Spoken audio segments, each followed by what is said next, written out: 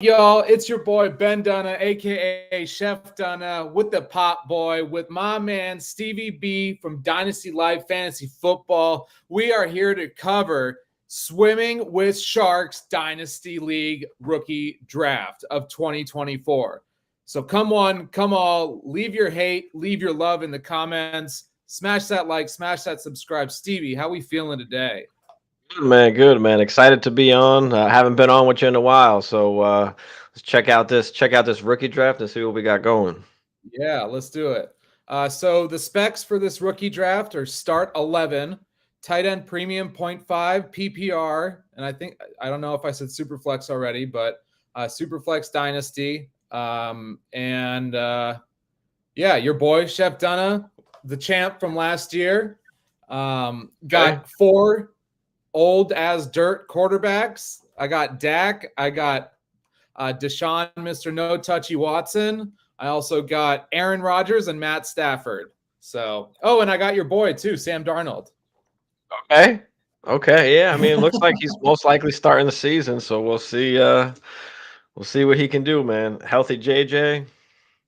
Mm-hmm. Yeah, it'll be I think obviously JJ is quarterback proof, and we all saw what Sam Darnold was able to do with DJ Moore and Christian McCaffrey. So, what's up, Space? How we doing? How we feeling? How we living? Let's share this screen real quick. And I think I will just make it a tiny bit bigger. And then we'll go from there. Alrighty. So I hope you can see the screen. If not, tough shit. Zoom in. All right. So the first thing, I want to go over these trades first. There were a couple trades, and I want to get your opinion. The first one is a pretty big one. It was the 104, right? That turned into Jaden Daniels. And then it was the 304, and Jalen Wright got taken there. And then QJ for Waddle, the 204, and Stephon Diggs. And the 204 turned into, let's see, Keon Coleman. What do you think about that trade? I can obviously repeat it. So Waddle, the 2-4, and Diggs for the 1-4, the 3-4, and QJ. Is that what it was? Yeah. Yeah. And who got taken out the 1-4? Jaden Daniels. Yeah. Yeah, so I mean, if you need a QB, I mean, Diggs is expendable at that point. If you got to give up Waddle and a second round pick to get Jaden Daniels, if you're in need of a quarterback, I'm fine with that. I Yeah. think His I other like quarterback is Herbert and Carr. Herbert. Yeah, so definitely is a quarterback there. So I'm good with that. I'll take the side with the quarterback. I mean, it's a super flex league. It's pretty deep. I'm good with doing that if you need a quarterback. And Mhm. then on the other side, I mean, Waddle, 204, and Diggs, that's not horrible. You're getting a pretty top wide receiver in Waddle. You also get the 204, which he took, Keon Coleman. So, Yeah. in a start 11, you need a little bit of depth, but you are giving up, you're giving up that quarterback that's up there. Was this done actually on the clock, or was this beforehand? So this was, I believe, I don't think, I can't remember if there was a timer for this, obviously, because I didn't have any draft picks, so I didn't really care. And so I think it was either right before the draft or at the start. Oh, it was on the clock. Jake just said On it's the clock. on the Okay, yeah, clock. yeah. What's up, fellas? Definitely the But best time yeah, to do it. so yeah, 100%. I mean, and then so Jake made three trades. We're just going to go over these real quick, and then really get into it. The second And trade, I'm okay with that Waddle side because also, so it's even. I'm not saying, one is definitely Mhm. better over the other. If you need the quarterback, then you absolutely need to make that trade. But because the top two wide receivers are gone at that point, right? Yeah, Harrison and both neighbors. So you're getting a pretty, a top 15-ish wide receiver in Waddle with another shot at something at the 204, and you also get Diggs. So I mean, I do like that side as well.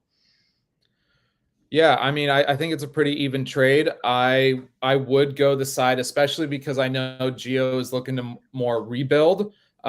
So getting that 104 and trading away, getting the expiring of Stephon Diggs, I think is key. Even though he had to give up Waddle, I think that's fine. And he was also able to get Jalen Wright out of it too. So that's Right. that's a pretty good steal to me. Um, let's see. I guess he had he had Hertz and Kyron. And then we're reporting people. Cool. It's a perfectly good dynasty chat that once we start reporting people, forget about it. Alrighty. So the second trade was Jordan Addison, the 206, who turned into Adonai Mitchell. And then a 25 first, a 26 second, and a 26 third for basically Puka. It's Puka, the 212, and the 402. The 212 turned into Roman Wilson. And then the 402 turned into Braylon Allen. And I'm just curious if, let's see, looking for his team here. Does he have Braylon? Does he? Yeah, he does have Brees Hall. So that makes kind of sense. What do you think? All right. So what's the first part again? I know it's Puka, the 212, and the 4 something. And what was the other one? Addison. Was it a first you said? A 25 first, the 206, a 26, and a third and second.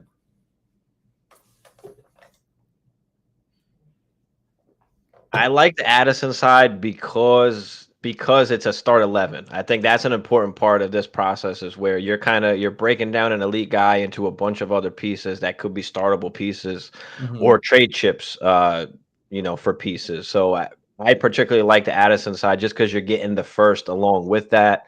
Puka side, if you have, assets to expend like that to go get Puka, then great. But just being that it's a start 11, like I'll take the side with the first. It gives me a little bit of leverage. You get a second and a third as well. I think it was right. Yeah. Yeah, so I'll go with that side, breaking it down mainly because of the format. If this was like a start 9 or start 10, I might like Puka. But in this particular situation with the start 11, I'll take the extra assets with the first.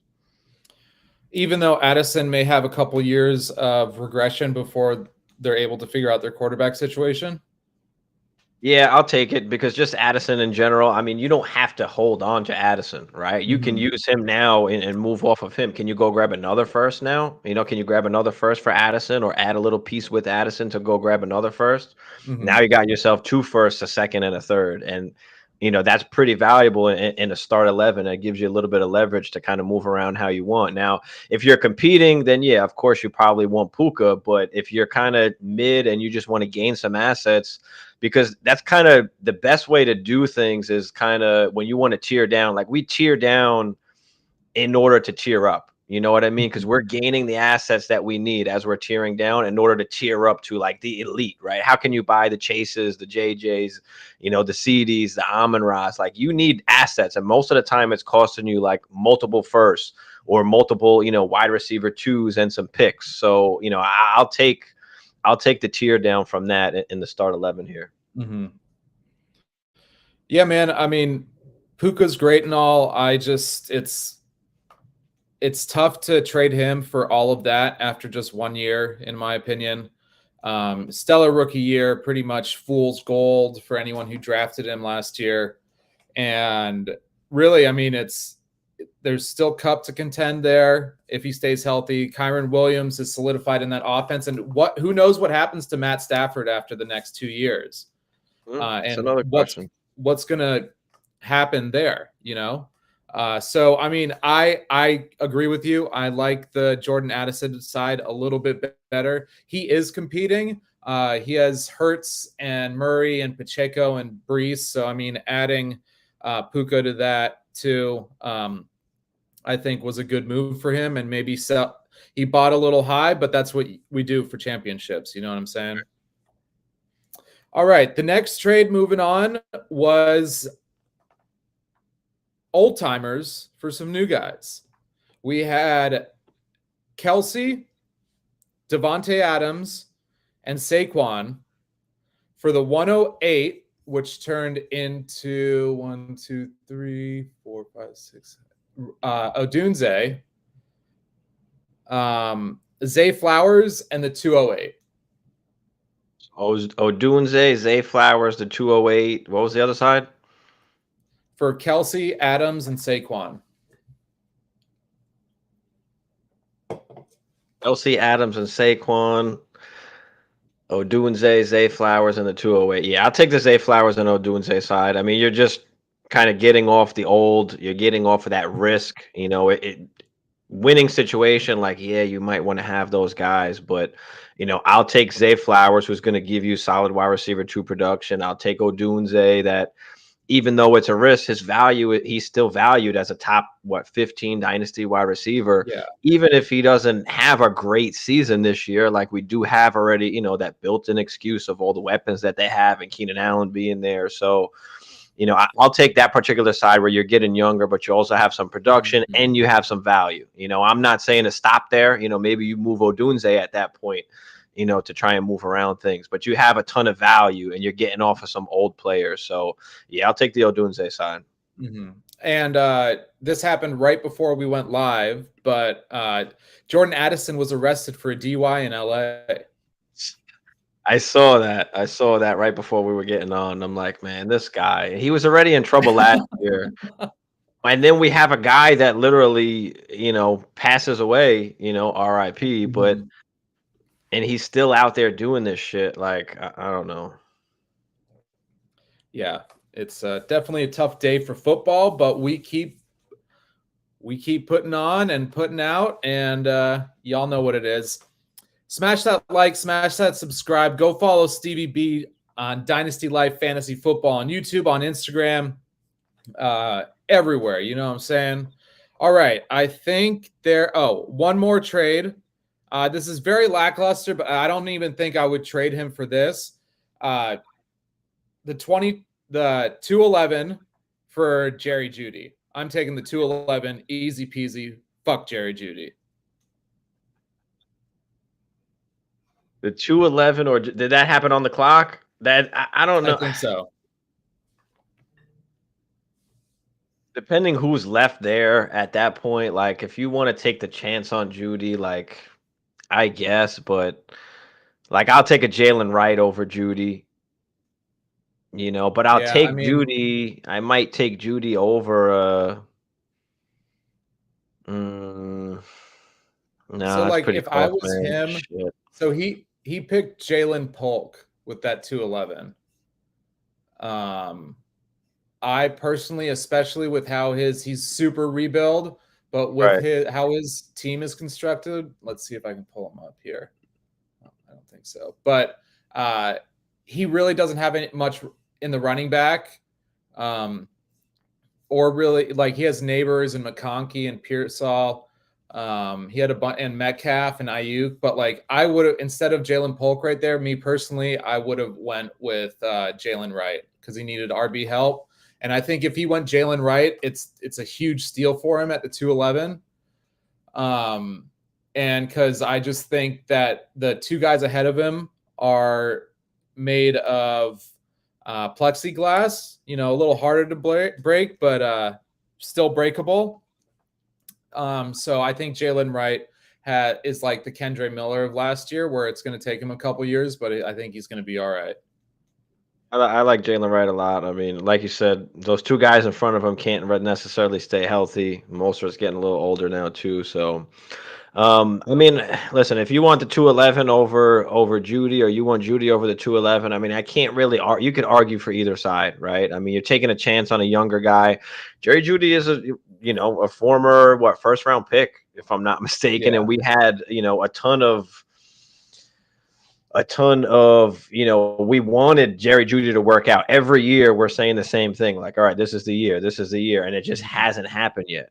Does he have that opportunity now? They gave him a contract, so he's like relatively somewhat safe. Like they're gonna give him the opportunity. So I mean, they gave Deshaun Watson a contract too, but we all know what's happened with that so far. I mean, listen, I like Watson in Dynasty because he's a low valued asset that you can pick up that can possibly gain value. I mean, if you look at the numbers last year, like he was like a top 10 QB for most of the games that he played, except for one, and that was like a horrible weather game. I think that was like week 2. So I think like he could be he's decent where you can get him for relatively cheap. Like he doesn't really cost much. Matt is saying that Jeudy will be worth it only if they ship Cooper. Do you think he has enough to be a wide receiver 1? I think wide receiver 1's out the window at this point. I mean, we're hoping. Yeah. I think at best that Jerry Jeudy becomes a wide receiver 2. But you never know. I'm not saying there's not a chance, but it's probably low percentage at this point, especially with the history of Jerry Jeudy. Very low percentage. Yeah. Let's make a bold take here that Cedric Tillman will outscore Jerry Jeudy in 2024 fantasy football. That's definitely Cedric bold. Tillman to the moon. To the moon. I'll take Jeudy on that one. Touche. All right, let's get into the draft a little bit. All right, so I feel like one of the biggest controversies in Superflex is it team construct with Marvin Harrison versus Caleb Williams at the 101, or is it just straight is it straight Caleb? Is it straight Marvin Harrison? Like, what you got? Typically, in most years, it's straight the quarterback because it's Superflex. Yeah. But in this particular year where we have a guy like Marvin Harrison entering the NFL into a good situation, like if you have good quarterbacks already, I'm okay with going Marv. I found that it was a lot harder, especially this year, to trade from like the 101 to like the 102 or the 103 if you depending on what you wanted. If you wanted to move back, if you didn't need the quarterback, you're like, all right, can I pick up an asset and move to the 102? Maybe that guy needs a quarterback. It wasn't like that this year. It was very hard to do. So I'm okay with going with Marv at the 101 if you've got quarterbacks. Touche. Yeah, so his team construct works well for what he's got. So with space here, he was able to grab Drake May, JJ McCarthy, Brian Thomas, Michael Penix. So he was able to get the quarterbacks that, I guess he wanted or fell to him. And then with that, he also was able to get Marvin Harrison. So with looking at his squad here, I mean, now how it turns out is JJ, Drake May, Penix, and then very young and some established running backs. And then there he is. There's our boy, Cedric Tillman.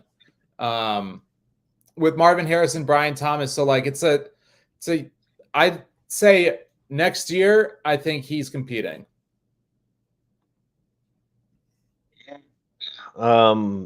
Yeah, I mean, I don't mind going, especially since he had the extra picks. Luckily he was able to get a bunch of quarterbacks after, but that doesn't always turn out that way. Yeah, I probably still would have went Caleb just because he's the quarterback and I need quarterbacks, and I probably wouldn't want to take the chance that the quarterbacks get taken in front of me there, because we know how it is in Superflex, right? If Caleb hits, if Caleb has a great season, like he's going to be going before Marvin.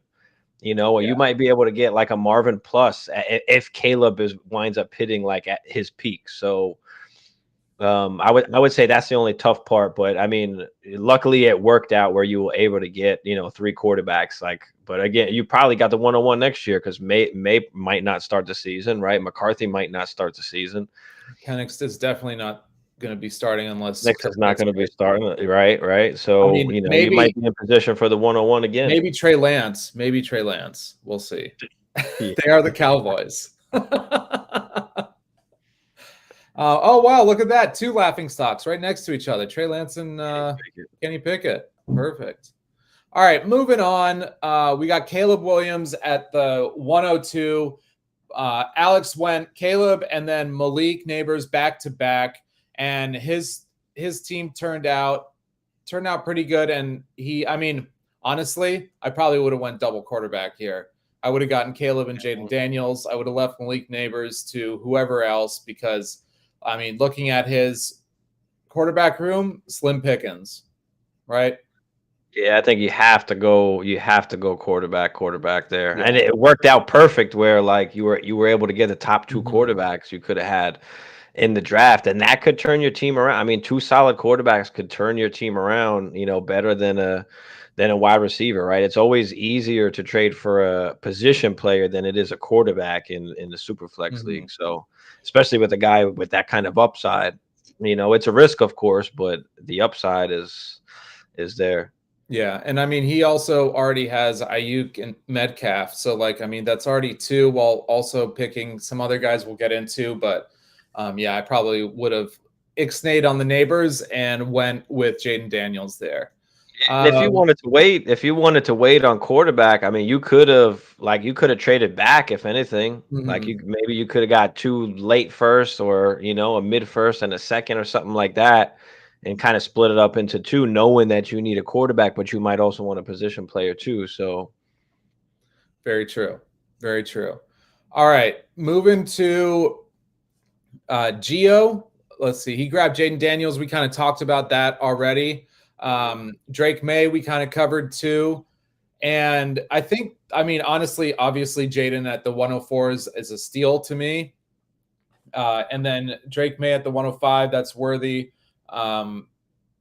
Okay, so here's where it gets a little confusing for me. Not confusing, but just like iffy. You got to go Odunze here, right? Instead of Bowers. Yeah, I'm not going Bowers here. And if it's 0.5, extra tight end premium there, it's just not enough for me to warrant taking Bowers over, a guy like Odunze, just in straight value perspective in general. You don't necessarily have to like Odunze, but you take him just for the value perspective. Or again, you can trade that pick also. But yeah, give me Odunze there for sure. Over Bowers. I think unless it's at least a 1.75 or a full 2.0 tight end premium, I'm just not going to go for taking Bowers that early. Yeah, honestly, if it panned out the way it looks here, if he grabbed Caleb Williams at the 101, he could have had that stack of Odunze here because he has 3 picks back to back. So that's kind of where I would be looking. I wouldn't be really worried about Odunze going before Jaden Daniels or Malik Neighbors. So having those 3 picks back to back to back is that's how I would have drafted personally. Caleb at the 101 and then Rome in one of those 3. Right. All right. And then JJ McCarthy. Cool. We'll see what happens. Odunze, big steal here at the 108. Yeah, definitely a nice steal. This is the biggest steal of the first round. And also it kind of put Davenport into the rebuild phase because he did trade away Kelsey and Adams and also Barkley. And so with that, I just think that it would have been it was great that he was able to get Odunze for what he traded away. Yeah, I like it. And then he was able to. So, okay, I am biased because I love Brian Thomas Jr. I think he's going to hit it right out of the gate. He's got Trevor Lawrence, but also Xavier Worthy has Patrick Mahomes. And we all know that hype. And where are you going there at the 109? Brian Thomas or Xavier Worthy? I'm personally going Brian Thomas or even Ladd McConkey. You can make the argument there as well. But yeah, I'm going those 2 guys over Worthy just for the simple fact of, number one, just a total overall upside of possibly being an actual fantasy wide receiver one for us, right? Brian Thomas has the opportunity to be that. He was the clear-cut wide receiver four for almost everybody going into the draft, and he didn't go into a bad situation. So, there's no reason to push him down. I know Xavier Worthy is, incredibly fast, goes to the Chiefs, playing with Patrick Mahomes, but we've got to stop chasing the cheetah narrative, because that's never happening, right? Nobody's ever going to be, what cheetah is. So we need to stop doing that. And they just have a bunch of weapons there. I mean, he's just not, for me, I don't think he'll ever reach an actual wide receiver one status for us. I think they're always going to get a few guys around. Same thing, kind of like Rashid Rice. Like, he's just capped. They don't see him as a wide receiver one for their team where they're going to consistently just, throw him the football. So for me, like that, I'm taking Brian Thomas and Ladd over Xavier Worthy. Now, it's not a horrible pick. I don't want to sit there and say it's a horrible pick, but those are the reasons why I would take the other two guys over Xavier Worthy, because there's definitely an opportunity where maybe he is the wide receiver one, right? I mean, there's no limits of what a wide receiver can do when you're playing with Patrick Mahomes. I mean, you could easily walk into 10 touchdowns, so it's there for him, but I would have rather have the other two guys over Worthy. Yeah, same here.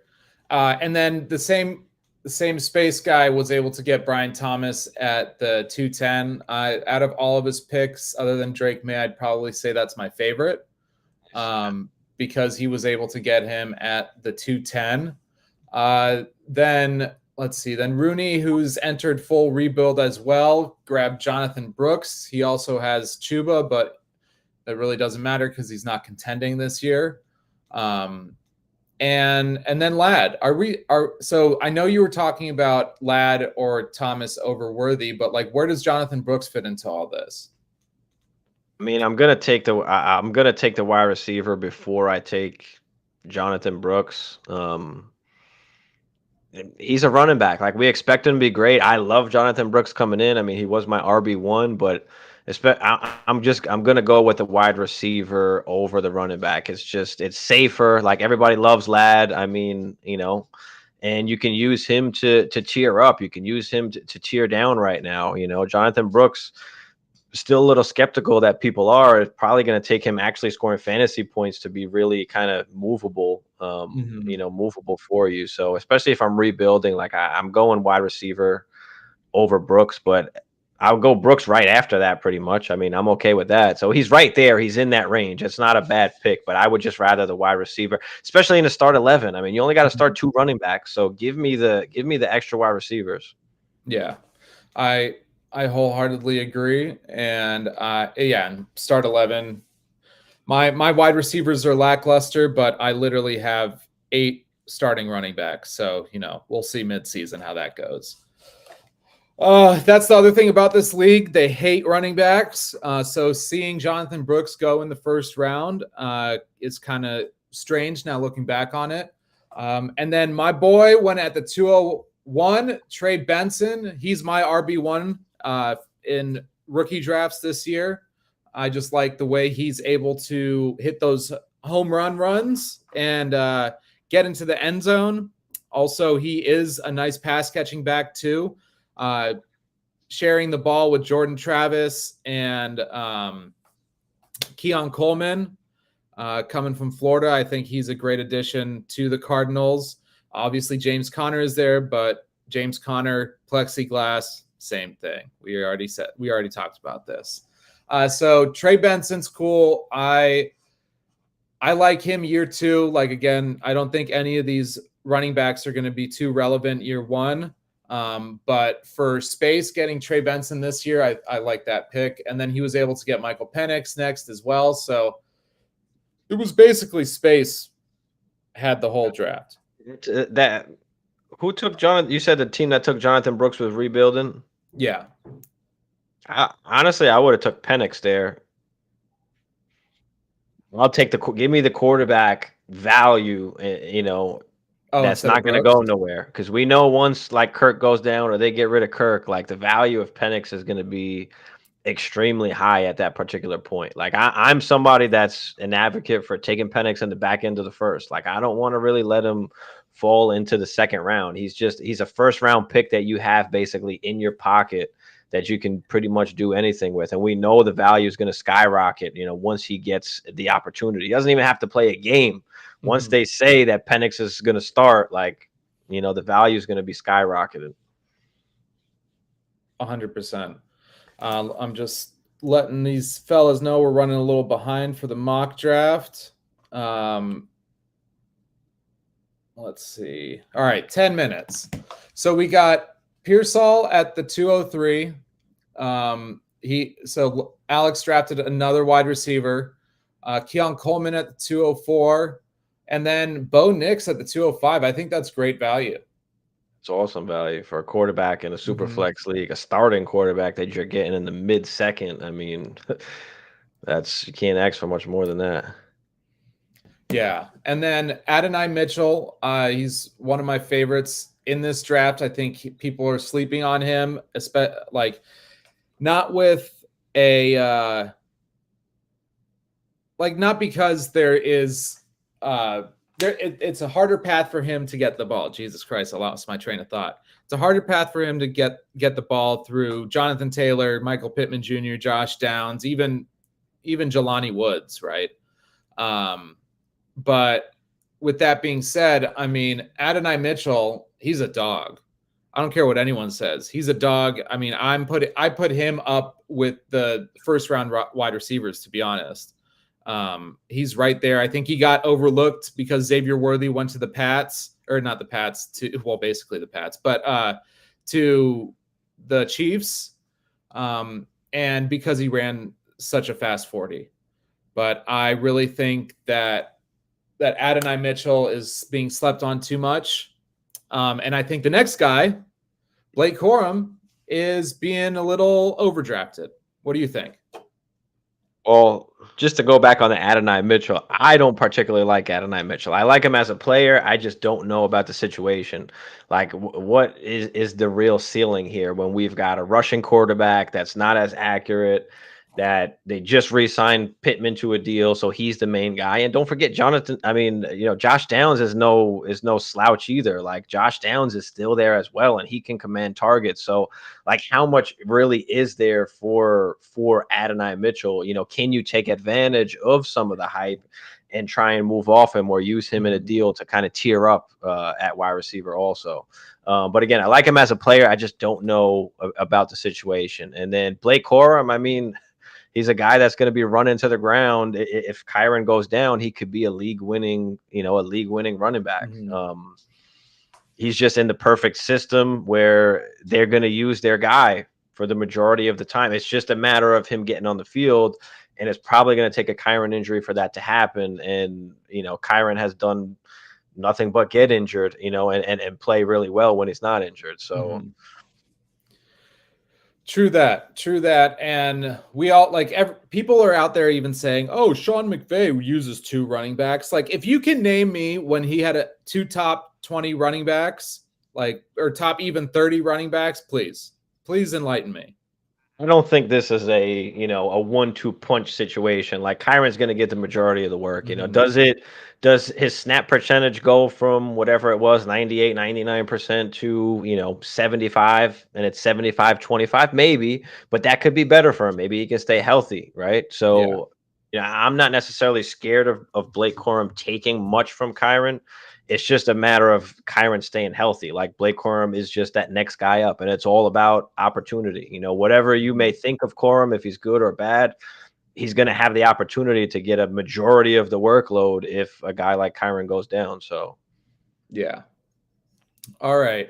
And Marshawn Lloyd, I personally like Lloyd over Corum, especially with his path to the ball. AJ Dillon is an afterthought at this point, and he can easily be the RB2 there.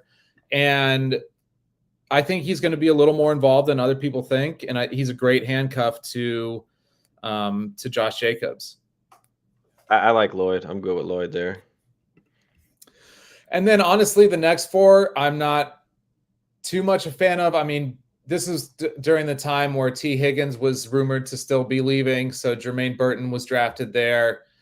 Xavier Leggett, I think this may be the value of the second round because of his draft capital being drafted in the first round. What do you think about Leggett?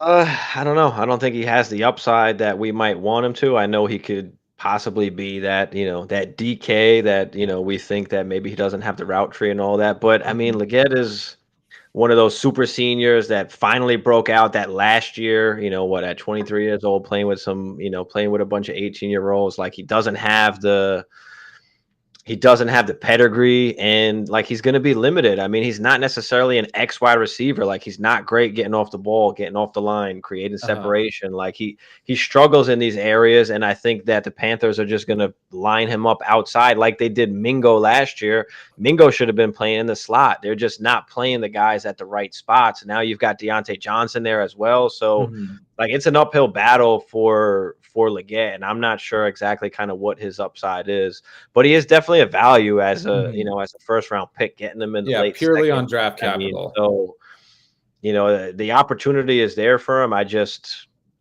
don't know for sure. And I mean, Burton is a guy that he was a first round wide receiver if it wasn't for his off the field issues. I mean, he's a guy that's highly touted in reception perception. So Matt Harmon, I mean, he grades really well Jermaine Burton in reception perception. So he can play inside, he can play outside. We know that T. Higgins could be gone next year. And it's just the simple thought of that possibly happening. Like, can Jermaine Burton be at worst the Tyler Boyd, the third guy? But once Higgins goes, like, that's it. The value jumps up. And that's what we're looking for. Once that value jumps up, that's when the opportunity is to make a move. Now we can move Burton and some pieces and try and get that elite wide receiver that we want. Give me Ilasova. All right, moving on. Jalen Polk, then Roman Wilson to finish out the third, and then the second tight end, and then the second tight end, Ben Sinnott, gets drafted. And just to kind of graze over this, because we do have to get to the mock draft, I think the two best picks here in this round have got to be Jalen Wright at the 303. Sure. I mean, there's really, and maybe Luke McCaffrey, but that's just because of his last name. I mean, it's all pretty standard. I don't think there's anything that's. I think Wright is definitely the best steal there, for sure in that round. And then we have a bunch of RB2s going, backups: Bucky Irving, Braylon Allen, typical Garendo, Jordan Travis, Vidal, Davis, Estime, Tracy. And then I finally get a pick, and it's our boy, Rasheen Ali.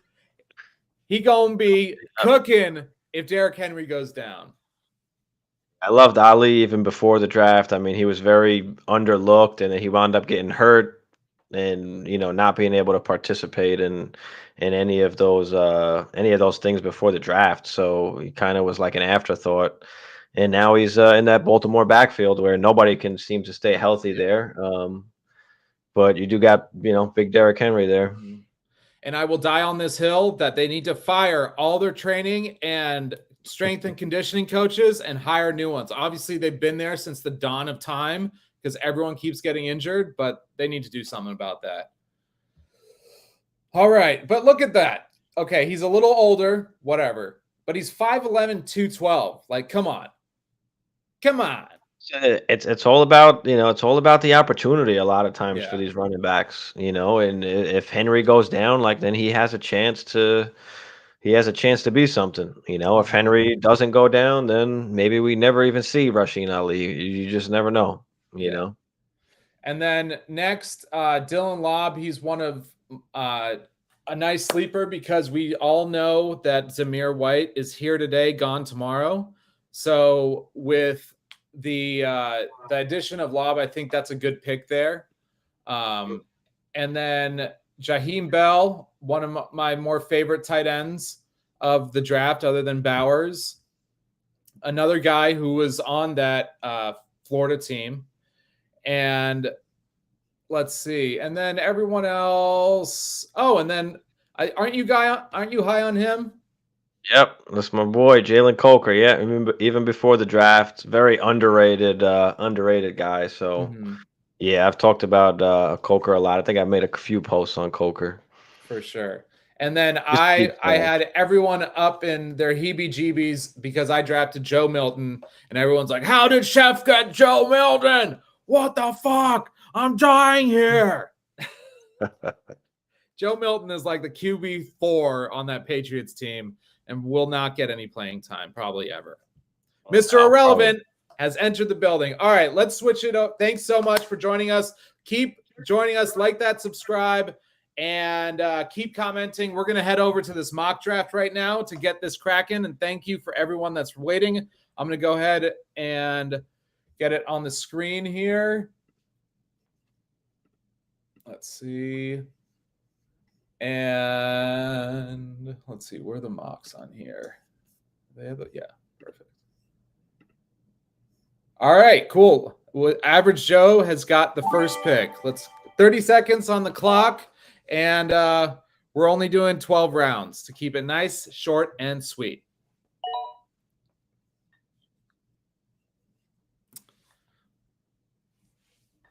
You feeling McCaffrey over Josh Allen in Superflex? No. I mean, CMC's a beast, but if I've got like the 1-1 and I can lock in like a Josh Allen or Hurts or someone like that, like I'll take the quarterback, but I'm not mad at it. Do you like Hurts and Lamar over Mahomes? Yeah, and redraft, yeah, I'll take the upside of some of the Russian guys. I'm okay with it. Yeah, I mean, and also I think it depends 4-point or 6-point touchdowns. That's true.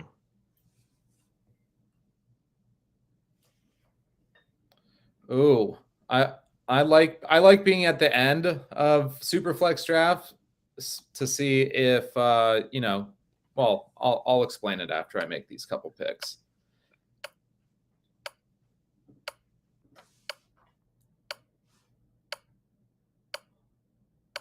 Oh, come on. Oh, he picked. Or maybe okay. not. No. Not auto. CD.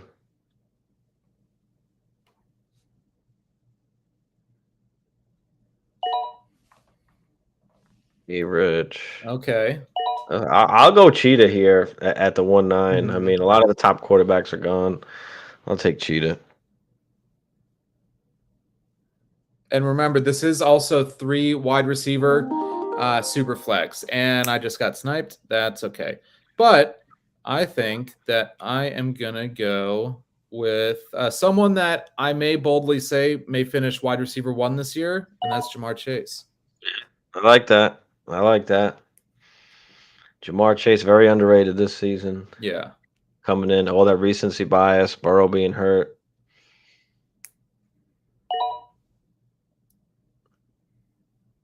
There goes JJ.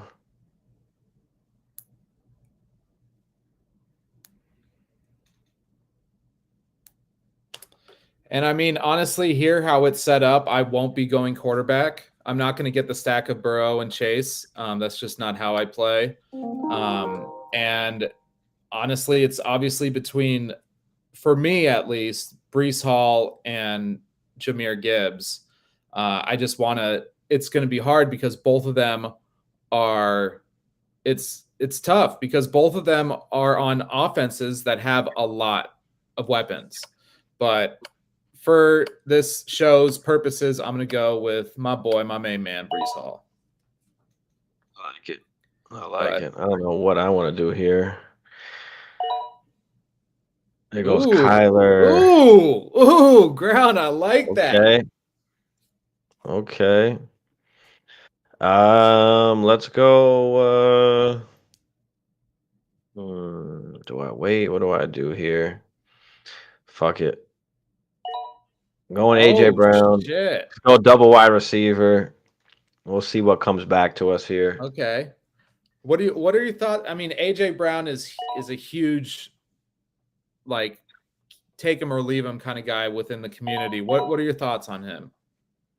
I mean, he's been wide receiver 6 and wide receiver 5 the past 2 seasons. I mean, I don't see what's wrong with him. The guys get 100 catches, 1,500 yards. I mean, 7 tutties. He's got the upside to go for double-digit tutties. Like, did they go on a slump last year? Yeah, but the whole team did. So I don't necessarily blame him. And look what he still was able to finish. So I think he's another guy that's just being very, very undervalued right now for whatever reason. I mean, he's not old. He's 27 this year. So, I mean, he's still in his prime and he's got some years left. So, yeah, I mean, I'm all for A.J. Brown. Then here we got Marvin Harrison, or Joe Burrow finally goes. Marvin Harrison, Garrett Wilson, then Jordan Love. I mean, in Superflex, I'm definitely taking Joe Burrow before Jonathan Taylor. Yeah, I would take Burrow too. Look, Jonathan Taylor's touches are going to be taken away by Anthony Richardson. They're going to be curating that offense around Anthony Richardson, and goal line opportunities. The only way that Jonathan Taylor will live up to his ADP if he's able to hit those home run balls that we all know him to do. And after a few injuries, that may not be the case anymore. And so with that, I mean, he is one of the only 3 down backs that are left in the league. And I just don't think with a running quarterback like Anthony Richardson, it's possible for him to be a top 5 running back. It's a tough one. He's another guy that's going a little, a little underrated and undervalued. Like, I think it's definitely fair with Anthony Richardson and him being able to run, but does Jonathan Taylor still see 20 touches, 20 plus touches? Like, I think that's still a possibility.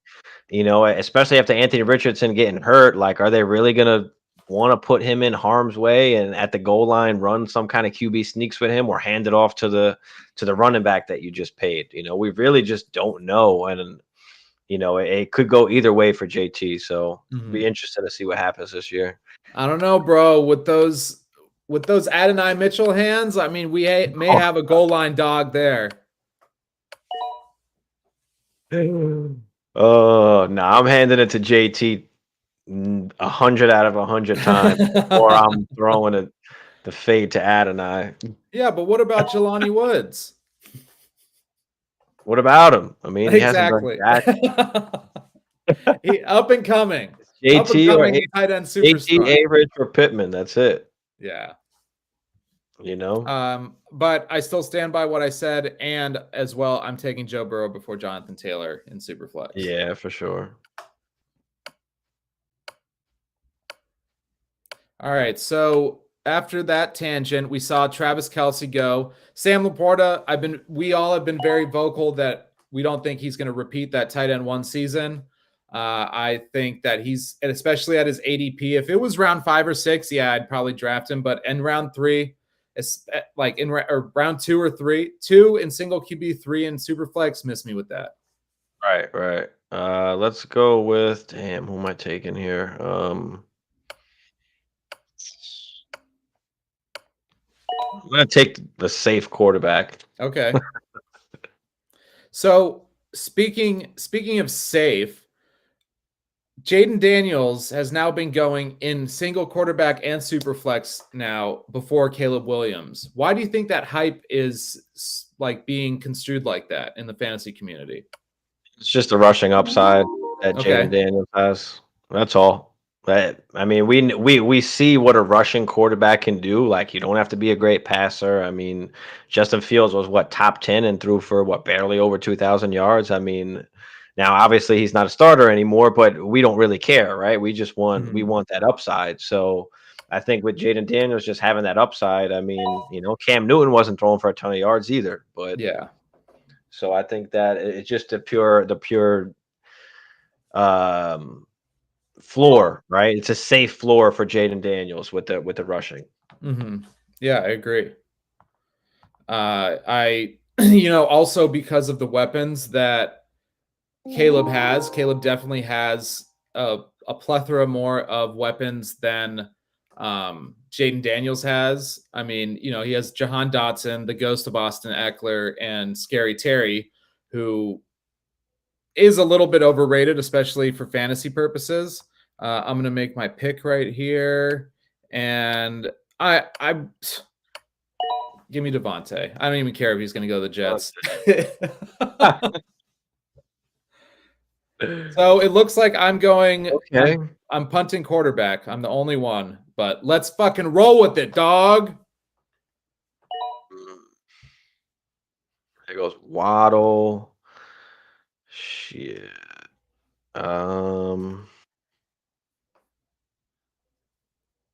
We going with here. Let's go. Damn.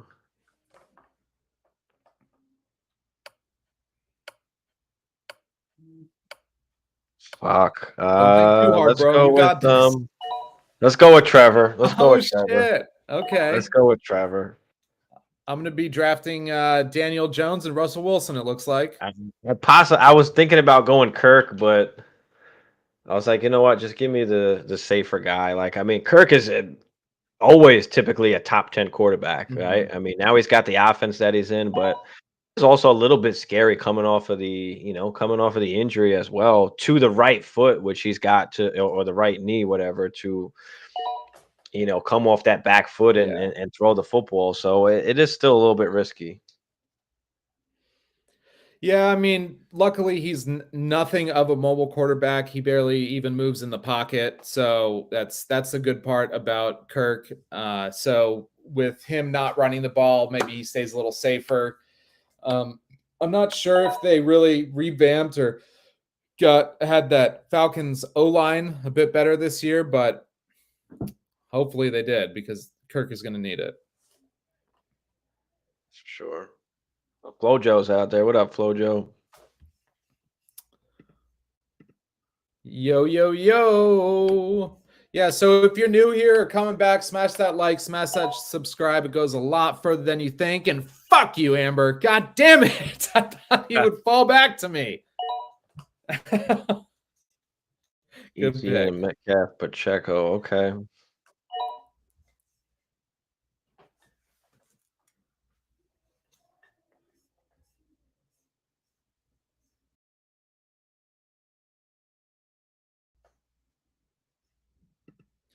What up, Josh? How we doing? How we feeling? How we living? Amber got a kick out of that. Ha ha ha ha ha ha ha ha. So if y'all don't know already, this is a special edition Superflex Sundays. I don't know how often I'm going to do Superflex Sundays. Just, your boy's busy hustling in these streets. So, but, we're going to get on when we can and have a little fun while we do it. You know what I'm saying?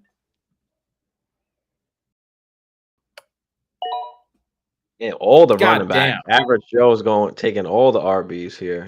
Well, so the thing with him is that if he doesn't have position players that he likes, he goes all in on one position, and he was pretty good at bugging you until you trade him. But he does offer. He offers some. I will say, Don does give some pretty decent initial trade offers that aren't too like fuck you.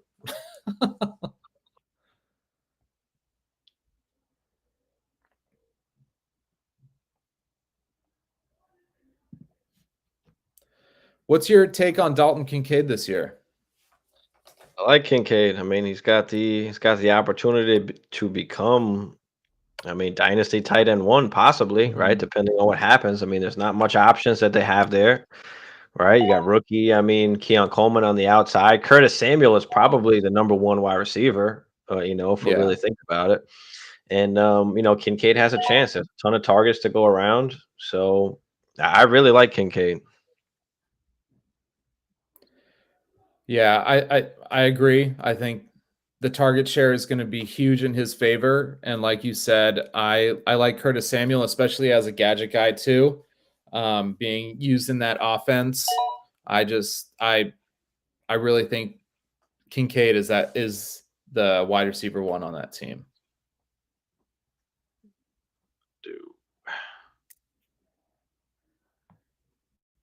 This is the trickiest part because there's so many good position players, but I have no quarterbacks.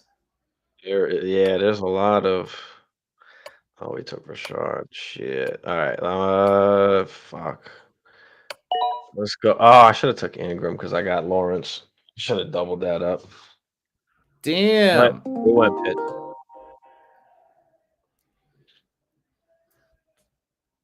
All right. The hate has gone too far, and I'm willing to stand by. There's a bunch of quarterback-proof wide receivers here. Well, there's really only two that we really see, but I am going with the second one and the younger one with the number 1 overall pick, DJ Ooh, Moore. You DJ like that Moore. flow? Okay. You like that flow? Okay.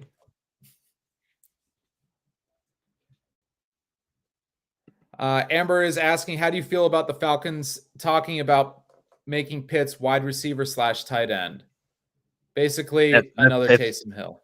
It's kind of what he always was. I mean, he played the majority of the time in the slot. Like he's a mismatch, and that's to their advantage. So they're finally being even more smart about it. I mean, he's got the advanced metrics. They just can't get him the damn ball. Whether the quarterback situation was just so bad, everything is off target. So Kyle Pitts is literally the wide receiver too.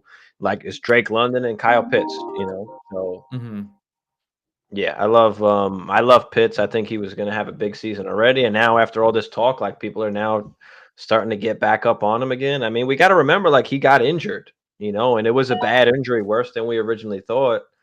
And took some time for him to get back from that last year and still had shitty QB situation, but we saw what he did healthy that first season. I mean, 1,000 yards for a tight end as a rookie. When only Ditka was the only other guy to do it at that time. I mean, he's got the upside, so just get my man the ball. And I think Kirk can do that. So, as painful as it says, I'm naming our friend's single QB redraft league the exorcism of Kyle Pitts. Let's go Devonta here. Okay. Now in Dynasty, where are you ranking Devonta? Devonta Smith, I mean, he is. I think I just posted my wide receiver rankings. Actually, I think I had him in the top 15. He is. Yeah, he's 16 for me. I mean, but he's in a tier there from like 11 to 16 is kind of like a nice little tier there for me. So, I mean, he's a solid wide receiver too. We know what we're going to get out of him. We're getting wide receiver 2 production. He's going to give us some wide receiver 1 weeks just because of the upside and the offense that he's in. But I mean, he's a great route runner. He gets open. So I think he's actually a little bit underrated. I mean, wide receiver 9 in 2022. And in what a so-called bad season last year, wide receiver 19. I mean, what are you in just your realm of thinking? Are you buying, selling, or holding Devonta Smith?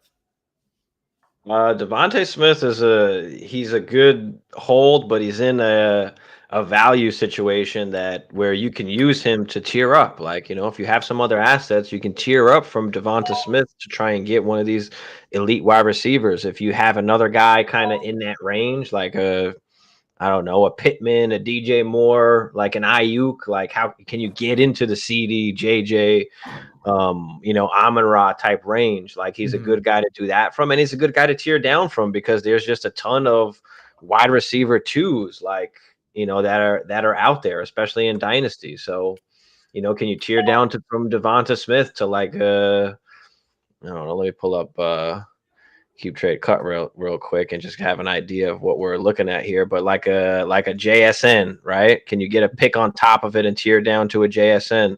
I mean, you have them over DJ Moore, T. Higgins, right? Jordan Addison, McConkey, Worthy. Like, can I get a pick on top of any of those guys and tier down, right? Can we add a little something, get a first on top? Like, so he's in a good spot where you can tier up, you can tier down, or you can just hold on to him. So kind of just depends on what you want to do. I feel that. All right. Well, in breaking news, Stephon Diggs finally went to the guy who has no wide receivers or tight ends, and then George Kittle went. And then 2 back-to-back Chicago receivers, Odunze, Keenan Allen. Out of those 2, who's going to produce more this year? I mean, if Keenan Allen's healthy, it will be Keenan Allen. But that's the if. Like, is he going to be able to stay healthy? I mean, he's what, 32 years old now. I mean, he produced crazy last year, but I don't know. He's a risk for sure, and the upside is kind of limited with all the other weapons there also. So, for redraft purposes, like I probably take my chances on Keenan Allen. Oh, we got Flo in the building. What is What up, up? Flo? What's good? How we What doing? up? How we feeling? How we living? Yo, just had to handle some serious business at the Drunken Crab. No micheladas for me, but it was pretty solid, man. I mean, boiling crab, drunk, all kind of the same stuff. Overpriced, hard to eat, but spicy nonetheless. Kind of like your guys' takes. Shit, that's right. You know that, right, dog? All right, so we were just talking about Devonta Smith. What are your thoughts about him in Dynasty? Are you buying, selling, or holding? I think I kind of overheard Stevie mentioning kind of like a tier break. I ain't drafting AJ Brown. I'm selling AJ Brown in Dynasty. I know Stevie's got love. I don't know exactly where you stand, Benny, but of all the players on the Eagles besides Saquon, I kind of like Devontae's value. But ultimately, I hate Goddard, and I don't know if it's because he's balding, he's old looking, just doesn't do it for me. But when it comes to a dynasty, I feel like Goddard's 32 years old, and I don't want any part of him. And maybe that's just my bias. But give me He some hates Saquon. the fancy French cheese in Dallas Godale. Goldell, yeah. Godale. So I ain't with any of that. But I will dabble with a little bit of the Slim Reaper because I do think age, production, being the number 2 there, not necessarily always drawing coverage. My man is kind of nice with it. So out of all the Eagles, and I'm not an Eagle hater, it's just kind of falling out like that this year. But of all those receivers, I think I'm taking Devontae because of ADP, where he's going, age, and production that we've seen in this league so far. So I am going off the last 2 posts that we have talked about and posted on the page, and I am reaching in Superflex 8th round for Jaylen Warren. Let's go. Talk to me where you're at with that, Stevie, because look, at Ben's going to try to sell Jaylen. The dude's he's a Najee guy, bro, so don't fall for it. I know we're kind of hyping up the post, but if you ask Ben, Jaylen Warren is Najee's cuff, and that's it. And I am not there, bro. So please break this tiebreaker. Oh, I'll take Najee off the board right here. Okay, so if they were both on the board, who would you take? I'm still taking Najee over him. I mean, I know that it's tough with with Arthur Smith now, right? We don't know what's happening with Arthur Smith, what the fuck he's gonna decide to actually do, but they're gonna run the football, and I think Najee's gonna be a big part of that. Warren's gonna get his work as well, but like Warren's not better than Najee. Is he more explosive? Is he quicker? Is he better maybe on third downs catching the ball out of the backfield? Yeah, but like he's not Najee for me. So I think that if this offense can be okay enough, and Najee apparently has slimmed down and he's looking good. I mean, I'm taking Najee over him, but it's not by much. I just don't think Warren is going to overtake Najee. Like, I don't think that's happening. Look, as far as everything you just explained, the only thing I 100% disagree with is saying Najee's better than Warren. 3.2 last year, right? My man. Although when we dove into the advanced metrics, there were a couple surprising stats for Najee in favor of him. Not very many, but surprised me a little bit in regards to, I think it was breakaway run rate, breakaway runs. There was a couple other ones where you're like, nah. But the problem is my man can't break tackles, right? You got to feel like the Steelers are going to be chasing points for most of the year. We're not sure what Russ is. Russ, I think, because of where he is in his career, as long as he has that job until Justin Fields takes over, I just think Russ is going to check down.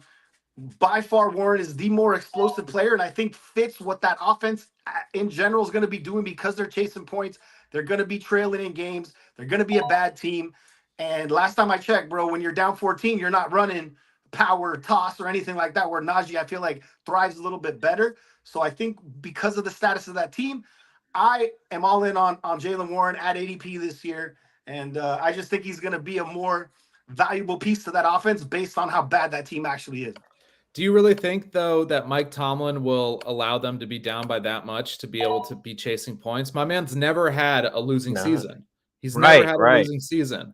And so with his shitty quarterback is shitty quarterback. Yeah, and his defense, he's always figures it out. So I just unless Russ is throwing 2-3 picks a game, or if they put JF in there too and he's fumbling the ball all the time, I just don't see the Steelers being down as much, for super garbage time to see Jaylen Warren in over Najee, to where Najee slows the ball down, slows the pace down, and really gives the defense a breather to be able to get those 8 yards, and then third down, Jaylen Warren comes in and maybe rips off a run. So I think Jaylen Warren has the potential to be the Tony Pollard to Zeke, but I just don't think that Najee's just kind of an afterthought. Was just going to bring up Tony Pollard. I feel like Jaylen Warren has his role, and that's kind of what his role is going to be, what it was, last year. Is Najee the goal line guy? Most likely. But again, we'll see what happens. But I think they're relatively they're back to back, kind of like how it went here. I mean, take one over the other, however you feel. I don't think there's going to be much separation. They're both going to probably be some kind of RB2s. So, I mean, look, I think all that's valid 100%. And you mentioned bad QB play and them obviously being able to kind of hang in games. And I don't think it's going to be worse than Kenny Pickett. As bad as Kenny Pickett was, I don't think there was a worse quarterback in the league. And I think the metrics tell you that as well. But they do possibly play in the best division in football. Okay. So that being said, Tomlin track record, I agree with all that. Defense is always going to play hard. But ultimately, in my opinion, bro, they're not making the playoffs, and I don't think they're winning. I don't think they're above 500 this year because of how good that division is, and because that QB position could be just as bad as Kenny Two Gloves. So we'll see what's up, man. But it feels like it's Warren for me. But I got deep hate for Najee too, bro. That goes way far back, well documented. Ask Ben. I hold on to stuff a little bit too long at times. So me too. Yeah. All right. I can't really see the draft, so I can't comment on too much. If you want to keep doing your commentary, Ben, okay. Benny's running the mock pretty smooth. Steve's dropping the advanced analytics. Benny's running the play-by-play. So we have. I'm going Geno over Will Levis because even though Will Levis could break out this year, I like Geno in that offense, especially second year with JSN, second year with Charbonnet, beefing up a little bit on the O-line and also new OC.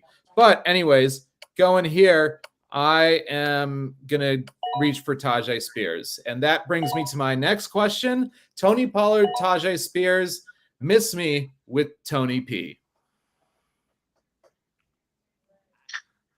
I think Spears is going to have pretty much his same kind of role. I think Pollard is going to be more of the first and second down guy, and Spears is still going to be more of that third down pass catching type guy. But again, they're one of those almost like the same Najee Warren, pick which one you want. I don't think there's going to be much separation. They're going to be relatively similar, I feel like, in points. But if I had to pick one, I'm taking Tony Pollard over Spears. Is it just because they paid him? Well, they paid him. I mean, I don't think Tony Pollard's going to be a bell cow. That's not really his game, as we saw last year. I know we were so excited, for Tony Pollard. Madison, same thing. Zamir White this year.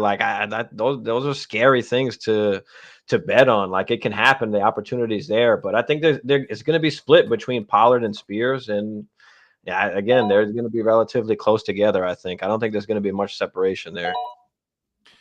Let me add a quick 2 cents there, and then I want to circle back and see what Stevie thinks about Geno. Um, look, I don't think there was a bigger Tony Pollard believer than me last year. I was so all in. It just felt right. And my man completely diarrheaed himself.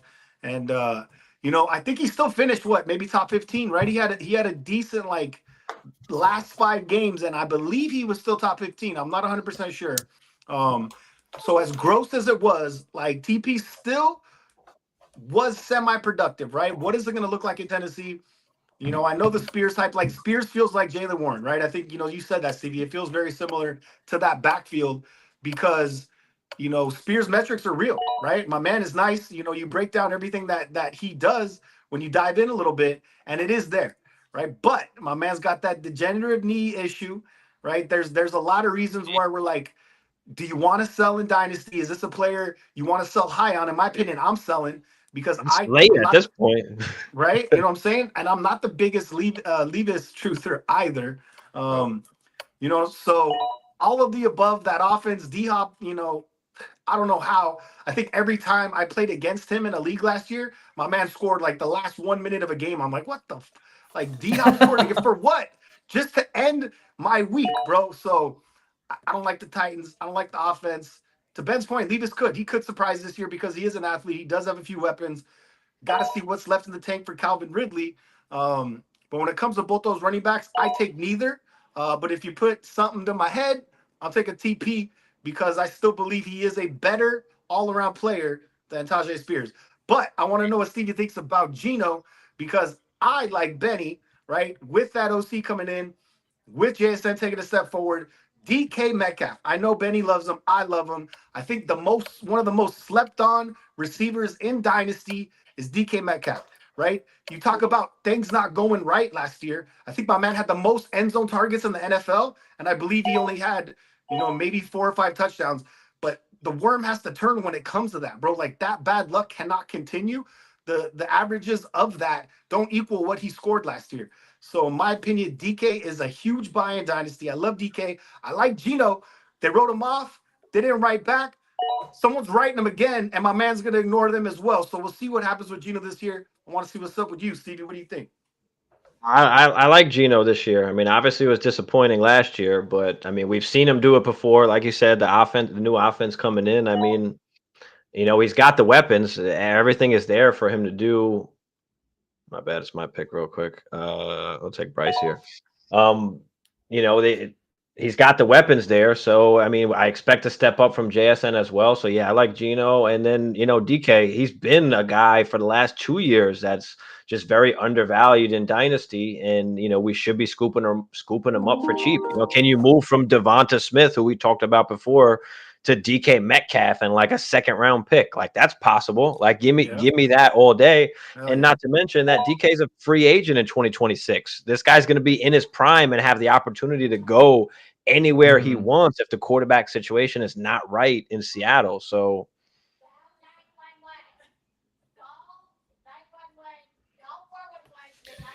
y'all don't like Sammy H? Sammy H to the moon? Franchise quarterback for the Seattle Seahawks?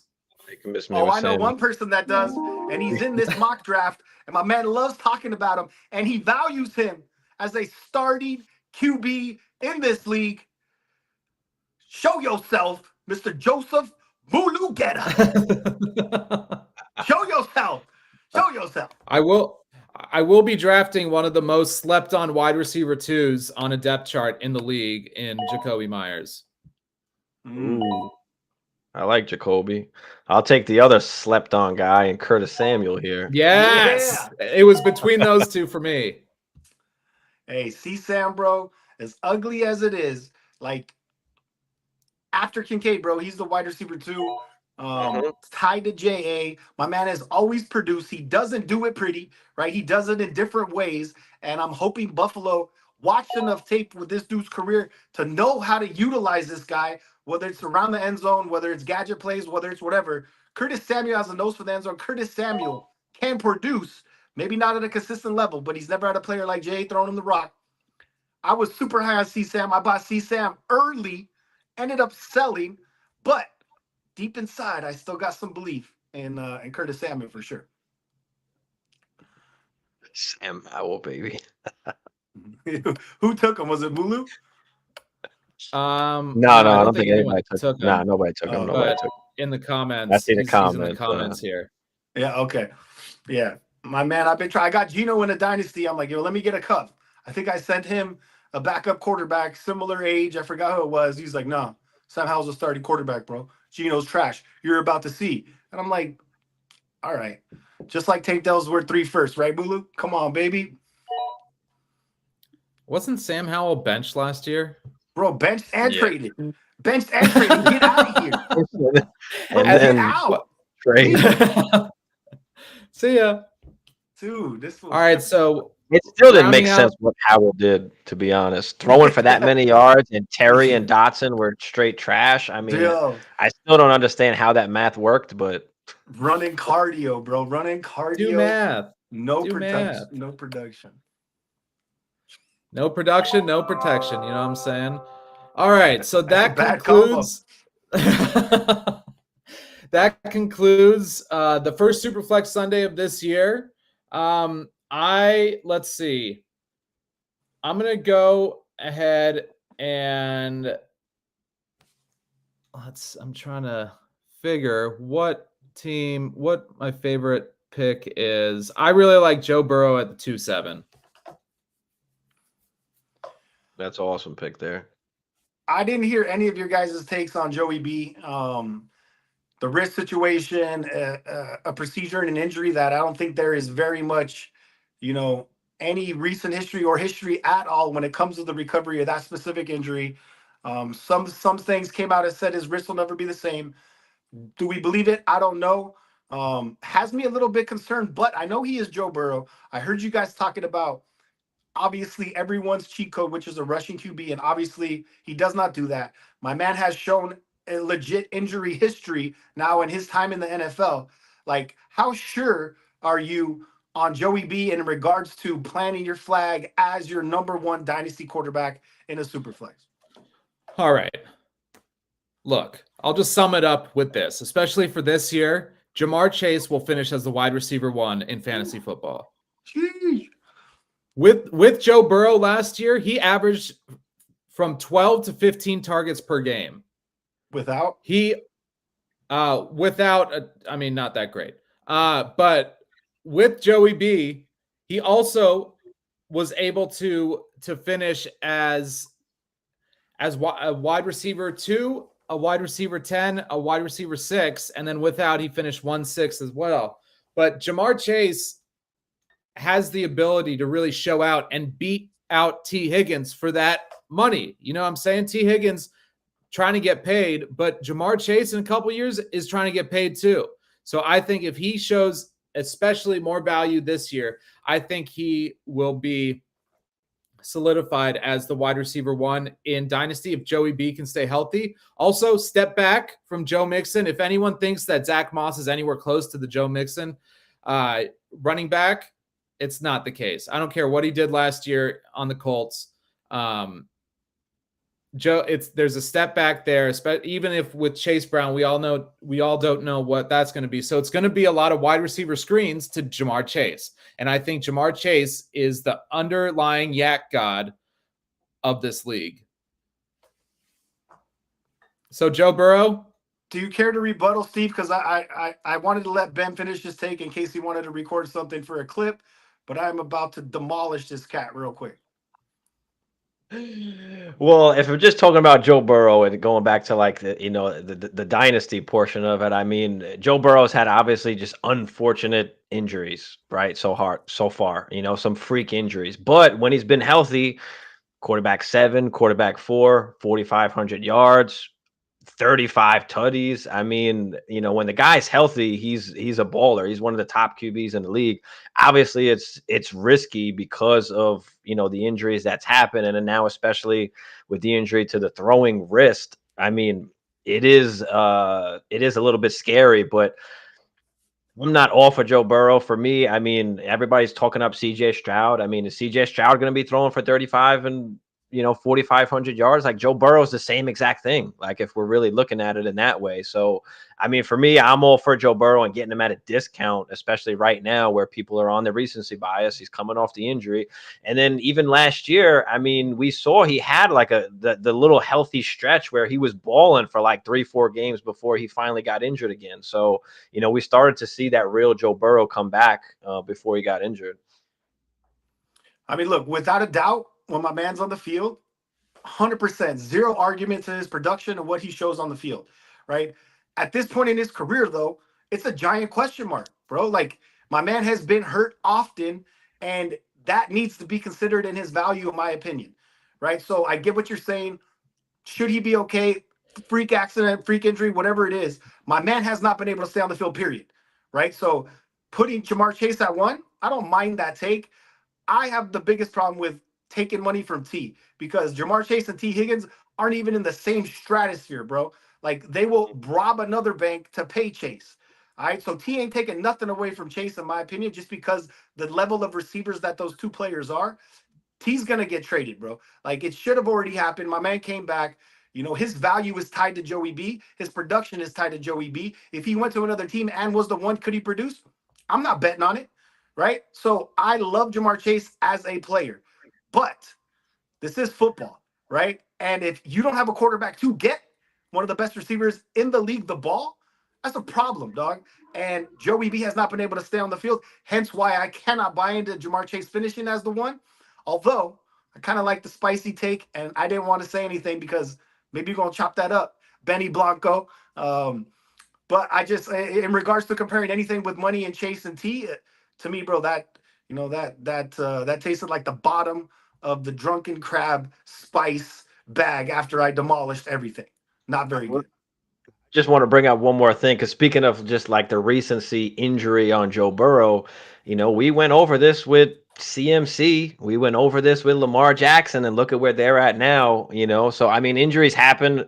It's a tough part of it, but, I think that hopefully we're over that. We're over that with Joe Burrow. So I'm just going to be, on the good side of it and say, hopefully he stays healthy. Obviously, that is a risk, but I'm not going to discount him at all or think that he's going to be too injury prone, because we do that, right? But, like I said, CMC, Lamar Jackson, there were times where nobody wanted to take CMC, right? Nobody wanted to take CMC at the 101, right? There was a big question, before he finally was able to stay healthy. Lamar Jackson couldn't even get a contract because he was injured. And now, just one season removed from that, like Lamar is, the 104 up here right now,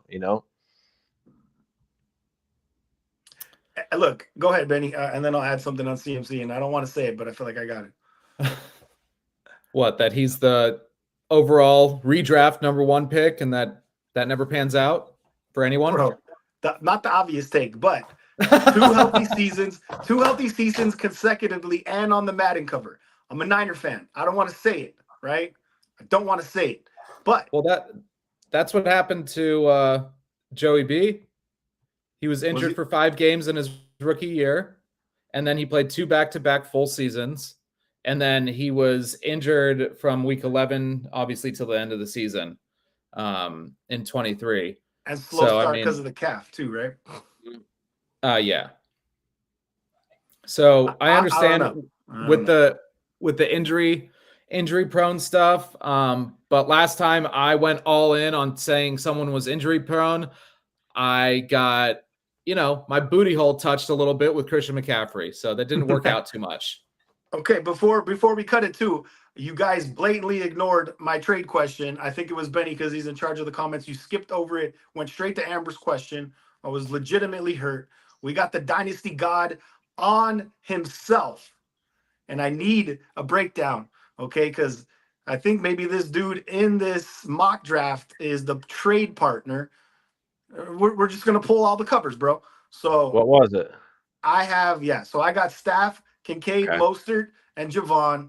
And I'm trying to trade for T-Law Goddard, Mixon. And I had some feedback from a trusted colleague, and he told me take that shit down ASAP. So I want to know where my guy Stevie stands in this situation. My team's nice. AR's my 1, right? Obviously, losing Kincaid is tough, but Staff being my 2, Obviously, upgrading from Mostert to Mixon, downgrading from Goddard from Kincaid. Talk to me about that. And then also, how hard is it to move a Goddard? Because once he's on my team, I need to move him. And if I need to take an L, I'll do that just because I don't like the guy. Like I said, it's the hair, it's the no swag, it's the I just don't know, bro. I don't like him. I don't want him, right? But how hard is it to then now replace that tight end value in the Dynasty League? Am I constantly going to be chasing my tail just to upgrade at technically my RB3-4 and my T-Lotta staff upgrade? Meanwhile, Penix is on my bench as well. Wait. What side are you? Tight end. Is there a tight end premium here? Baker.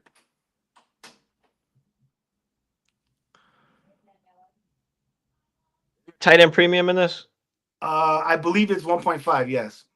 So it's not crazy much there. I mean, you're getting a quarterback. I want the T-Law side easy. It's not even relatively close. Like, I don't care if Kincaid is a tight end 1. If you're getting a quarterback of, T-Law stature with the value that he, just holds in general, whether you like him or not, you can move T-Law for almost anything you want. He's a quarterback, right? So it sucks going from Kincaid to Goddard, but it is what it is. I'm fine with that. And then you can move off of Goddard, right? Can you go get a fucking Fryermuth, right? A Sanat or something. I mean, who knows? I'm okay with taking any kind of tight end in that decent range there. I mean, no, nah.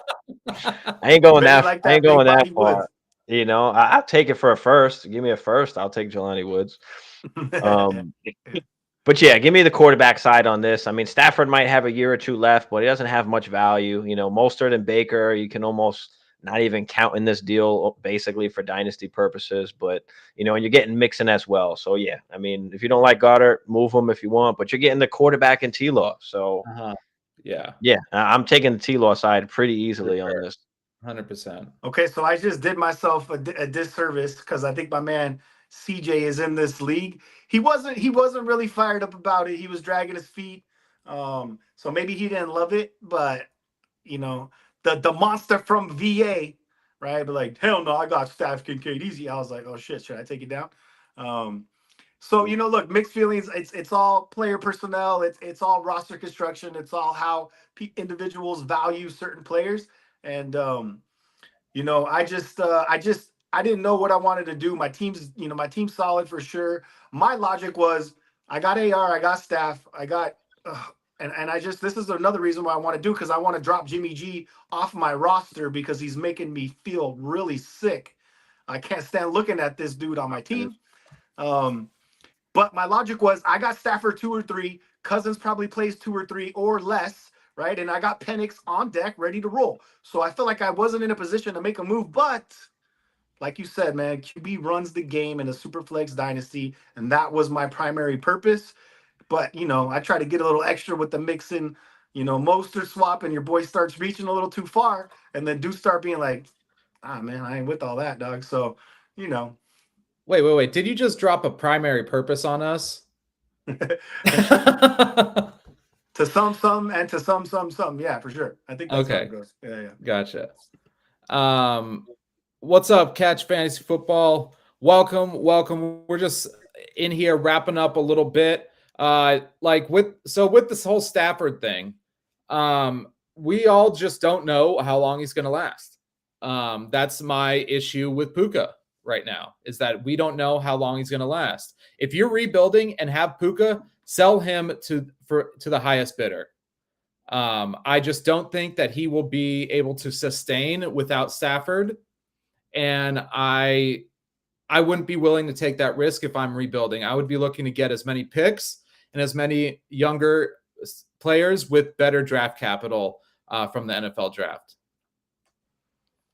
How you feel about that, Stevie? Because I still like Puka, but Benny obviously has a point, and you're the master of perceived value, trading high, gathering picks, like not being attached emotionally to players, unlike myself. So talk to me about how you're feeling about Puka. I mean, as far as Stafford's concerned, I mean, he's just not worth much of anything. I mean, he's a quarterback that you can use as your QB2 if you want, but it's just extremely risky. And I mean, Puka, you could argue, is at a ceiling right now, right? Can he really go any higher? Is he going to get over Amon-Ra or CD, Chase, JJ? Like, I don't think so. Him and Marv is even an argument right now. So you could argue he's at his peak, and there's a possibility that Kupp stays healthy this season and Puka produces as a wide receiver too, right? What happens at that point, right? And then what happens when Stafford goes, right? So those are legit questions. So can you move from Puka to one of the top guys right now that people aren't really feeling, right? What's the quarterback situation with JJ? Right? People are worried about Burrow and Chase. Can you move from Puka to Chase or JJ? Right? Or can you tier down if you want? Right? We talked about Devonta Smith a lot, right? Can I get a Devonta Smith in a first? Like, somebody in that range if you want to tier down as well, pick up an asset. So he's at a perfect spot where, just like Devonta, use him to tier up or use him to tier down. Take advantage now. The Tetris master has spoken. We all need to take lessons, or maybe not you, Ben, because I know you're super nice with it too. But I got problems being attached to players, bro. And you get a guy like Puka last year, probably picked him up off the wire. Oh no, sorry, I acquired him in a trade, right, Ben? So funny, aren't you? Yeah. Not when DK Metcalf goes to the best team in the league and is able to. Oh man, hey, that you gotta at least agree that setup was beautiful. Yeah, it was Tyquan Thornton for Puka. That's really where it was. Taekwondo'd your ass, baby. So when you get a player like that who obviously emerges and becomes what he did and record-breaking rookie season, amazing catches, love the kid, attitude, like everything about him, right? We talked about this when last time we did our live, Stevie, is like, how do you not attach to your players, man? And for me, like I get attached and they become your family and they're part of your squad and they're part of your story. And I'm not doing smart things like tearing up or tearing down when a player's at a ceiling. And once again, another good reminder, I'm taking notes, bro, because your boy needs to be in school. And always appreciate your insight, Stevie, for sure. Man, no problem. I mean, it's just a matter of trying to, right? Like you said, you just can't get attached because, like, whether you have, Puka or, AJ Brown, anybody in that range, like, that's not going to be the difference between you winning or losing, right? Devonta Smith and Puka, right? That difference is not going to be the difference of you winning or losing the league, right? But if you can pick up a first round pick on top of it and tier down, right? Or even go and tier up to one of the elite guys, like why not, why not try and do that off of that, off of that perceived value? I mean, that's all we're looking for is I'm not trying to bet on necessarily all these players. Like, there's a bunch of wide receiver twos out there in that kind of range, right? Zay Flowers, Michael Pittman, Tank Dell, DK, Nico, Devonta, Ayuk, right? I mean, there's just a huge tier that you can argue there. There's not much, there's not much of a difference in those guys. So can you move up and down tiers and pick up assets? Because who winds up winning a lot of the times in these dynasty leagues is like, how much ammunition do you have? Because injuries happen, right? How many seconds do you have? How many thirds do you have? How many firsts do you have that you can use when guys get injured to kind of, to propel you to winning a championship? It's not always about just having this guy or that guy, right? What ammunition do I have? I mentioned before, like we tier down in order to tier up. Like give me all the firsts I need to now tier up to one of those elite, to one of those elite players. So it's not an easy thing to do, to not kind of keep your emotions in check. And, because I love certain players too. I mean, but at the same time, you just got to understand that, we're trying to play chess, not checkers out here, and we're trying to gain assets. And the more assets we can gain, the easier it is for us to shape our team and how we want it. I hate running backs. I'll buy running backs during the season. A bunch of guys become available during the season that you can get solid production from. But if you've got a bunch of wide receivers, a bunch of quarterbacks, and they're holding all that value, you can shape your team into what you want to shape it into. But if you've got a Breece Hall who tears his ACL, a Javonte, right, a few years ago that tears his ACL, right, the value just automatically tanks. Kyron Williams, you could argue right now too. I mean, already starting with an injury, they draft Blake Corum. And, whatever you believe or not, the perception is that Corum and is going to take some work and that Kyron is just not as valuable, and we just don't know the answer, but we know what people are going to think. So take advantage of what people think and, come off at the right times. It's all about the market, right? We buy low and we sell high. That's all we want to do. drop that for sure. Fucking, you better throw that mic across the room instead of dropping that shit. Yeah. That was fire. Is there anything else you guys want to go over? We've been on here for about an hour and a half. We can keep shooting the shit, or let's see. I got I'm holding on to my first in that same league I mentioned that trade in. Only willing to move it for a Kyler, a Jordan Love, a tier quarterback like that, including Staff and Penix. So far haven't been getting any bites. You know, what's your thought process when it comes to holding on to a one, and how tight do you hold on to that one? And is a quarterback the only position, aside from obviously maybe the top 4 receivers, that you are willing to incorporate in a combination deal for, or are you moving the one for, you know, a couple players to get you in a spot to where you're a legit 100% for sure top 3 team in the league this year? well, like where are you in your dynasty? This is startup year on this team. Startup year? Okay, so you're looking at like a lot of variables, right? Because you just drafted a team, you're looking to, you know, improve it, but at the same time, you have that the 25 first is the value is at its lowest right now. So with selling that, you could potentially sell it as a throw-in, but it doesn't hold as much value as it does during the season.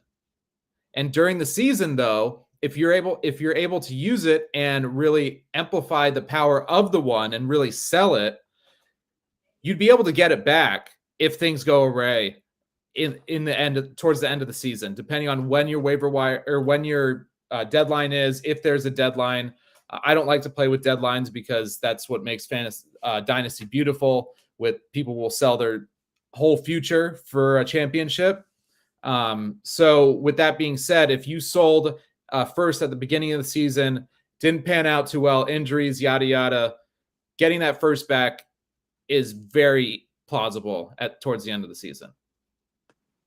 Like that. I don't want to give up my first, especially not at this point in the off season, because you just don't know. You never know what's going to happen. You know, you just never know. There's always going to be injuries that happen. I mean, I had one league where I had Deshaun Watson, Joe Burrow, and Anthony Richardson. I think I'm solid going into the season. And then look how that turns out. Like you just really never know, you know, what can happen. So can your first, you know, save you in a situation where guys get injured? And then again, like when people are trying to win, whether it's redraft or dynasty, like people will make stupid decisions and stupid trades to try and win. So can you take advantage of somebody in a moment of time? And if you don't have your first, like you can't really do anything about that, you know? And then again, if your team gets injured, and you know, how bad are you really going to feel when you move your first for you know, for Derrick Henry before the season, and now it's the 101 going into next season because you got a bunch of injuries that happen, you know? So you can buy guys cheaper during the season, especially off of teams that think they're competing, and then all of a sudden they're 0-6 and they've got, you know, Derrick Henry and Alvin Kamara on their squad, and they want to get something for it, and you can pick them up for, you know, a second plus at that point. Like, you know, you have the ammunition to do it. So, you know, I'm not trying to spend my first unless I absolutely need to, or unless it's an elite player that's available that I can get my hands on. Like I'm okay with moving the first if I can get an elite player. You know, like a Joe Burrow that's injured right now, a JJ, a Chase. Like, do I got to throw my first into something? You know, but again, you don't want to do that unless you're at least a middling team or at least a competing team. So, especially if you're not competing, you're definitely not giving up your first for nothing. Yeah. Well, I mean, if you didn't know, you know your boy's easy top 5. I mean, it's just how I roll through, you know, on them startups. So no worries over here. Yeah, hold it for now. I would, you know, like Dunna was saying. I mean, that's things only going to grow in value. You know, even if it's a late pick. I mean, you see people going crazy for some of these, you know, for some of these guys at the back end of the first round there. I mean, you know, even the second round, like there was drafts where I couldn't move Derrick Henry for even a second round pick because everybody just loved all the players in the second round. You know, everybody was just fiending for all the rookies. So, you know, you couldn't sell Tank Dell. You couldn't sell JSN for a late first. People were like, no, I'll just take Lad McConkey or Worthy, right? I mean, you know. And real quick though, Stevie, like I don't appreciate how you did my boy Javon like that, dog. You said the Mostert and Javon is like absolutely nothing. I was like, yo, I thought we had a conversation about Javon making people in wheelchairs stand up. We were getting hyped for my guy, and you diarrheaed all over him. As far as the value in that particular trade, it's not something that like moves the needle for a trade like that. Like you're getting T-Law, like Javon ain't shit and Mostert ain't shit. If you're able to get a guy like T-Law, like those guys they don't necessarily matter as much. Like we're taking a risk. Like, yes, we like those guys. We want them to turn out, but I'm not trying to make those bets all the time. It's low percentage, and the more times you make those bets and get burned on them, like you just start to realize, like, all right, let me just take the value, like while it's there. I'm getting a top 12-ish quarterback in T-Law. We know he's going to hold his value. He just got the contract. You're going to be able to move him for for whatever you want almost. Right. So just because he's a quarterback. So let me ask you that's what I meant there. I didn't mean they were shit, but like in that particular trade, like, they don't matter. I had to give it to you. Let me ask you this though. So now, since I think my guy was in this mock draft, he for sure is going to squeeze me. If I added Slick Ricky Pearsall instead of Javon, am I overpaying? I'm still taking T-Law. Come on, Doc, help me out in the trade, bro. You're getting the quarterback. I mean, I'm still I mean, we spoke about Pearsall and and look what's happened since then. Like the value has skyrocketed up already, and none of these guys even got moved yet. So, I mean, I love Pearsall, but if I'm getting T-Law, I mean, I'm still taking T-Law, bro. Yeah, I got you, bro. T-Law is trash.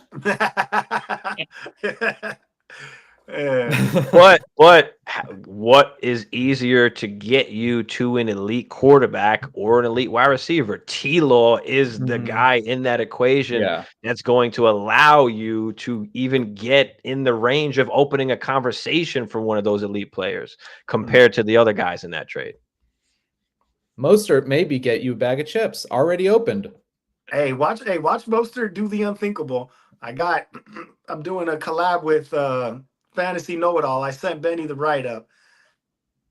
Look I'm not a Mostert guy. I diarrheaed all over Mostert. 32. One other season where he finished RB25 or higher at a 9, right? Like the dude did the unthinkable last year, right?